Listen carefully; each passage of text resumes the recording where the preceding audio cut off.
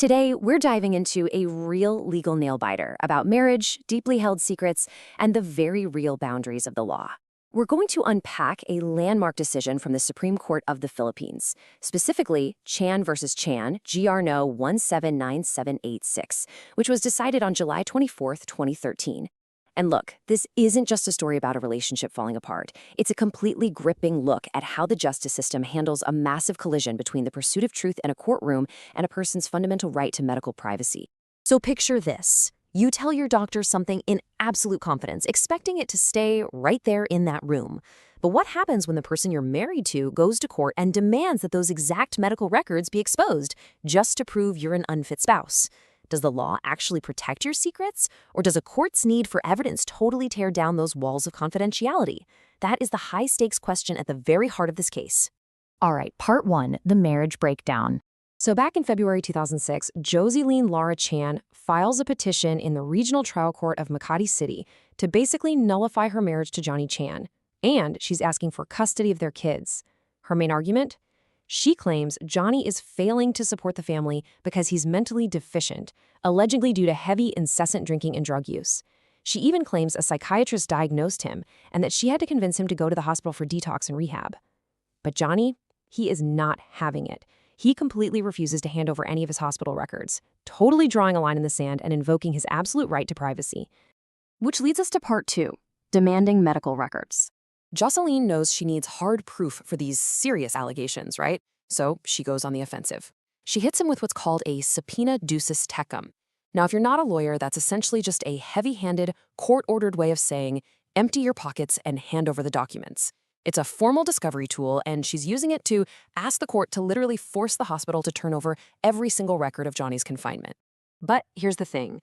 Under the rules of civil procedure, specifically Rule 27, Section 1, you can't just go fishing for whatever documents you want. You have to show good cause, the documents have to be super relevant to the case, and here is the absolute kicker, the most important part, they cannot be privileged information. If it's legally recognized as privileged, the court simply cannot order you to hand it over.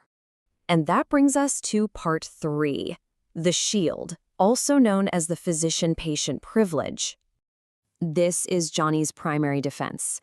Under Section 24C, Rule 130 of the Rules of Evidence, doctors are legally disqualified from testifying in a civil case about any advice, treatment, or information they learned while treating you professionally.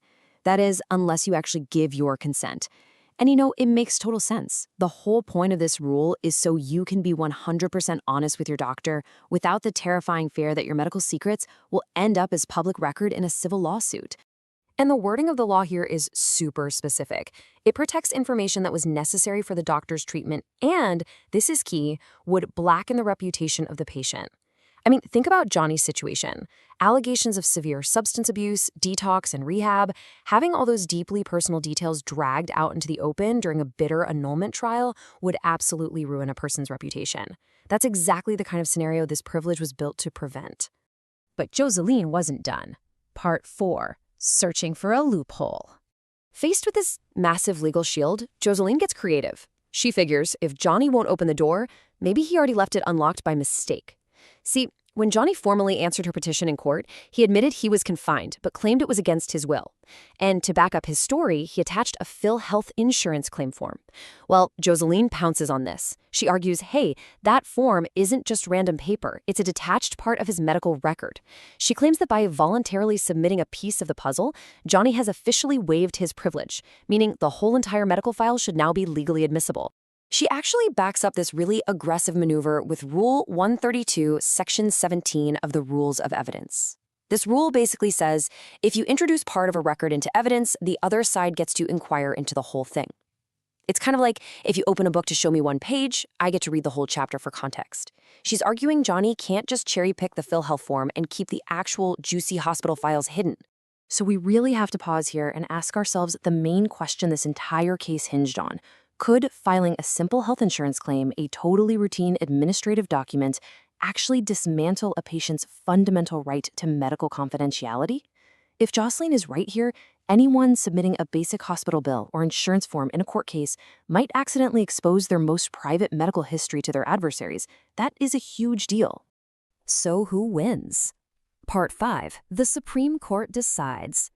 This intense legal tug-of-war over evidence and privacy bypasses the lower courts and goes all the way up to the Supreme Court of the Philippines for a final answer. And in a totally decisive ruling, the court sides with Johnny. They flatly reject Jocelyn's loophole argument. They deny her petition, meaning Johnny's hospital and rehab records stay completely sealed and protected from the trial by the physician-patient privilege. And this just brilliantly illustrates the core values of our legal system.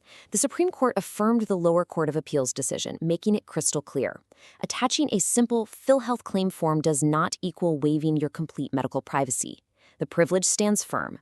The court basically said, look, we are going to fiercely protect the sanctity of the doctor-patient relationship, and we aren't going to let clever procedural maneuvers destroy your right to seek medical help in private, especially when exposing that info would severely blacken your reputation. As we wrap up this explainer, I want to leave you with this final thought. A court's primary job is to find the truth, sure, but Chan versus Chan proves that we can't just chase the truth at the absolute expense of human dignity and privacy. Where exactly should we draw the line between uncovering the facts in a bitter legal fight and protecting the deeply personal, sometimes painful vulnerabilities we only ever share with our doctors? It is a really delicate balance, but as we saw today, the shield of medical privacy is one the courts are more than willing to fiercely defend. Thanks for joining me, and keep questioning the framework of the laws around us.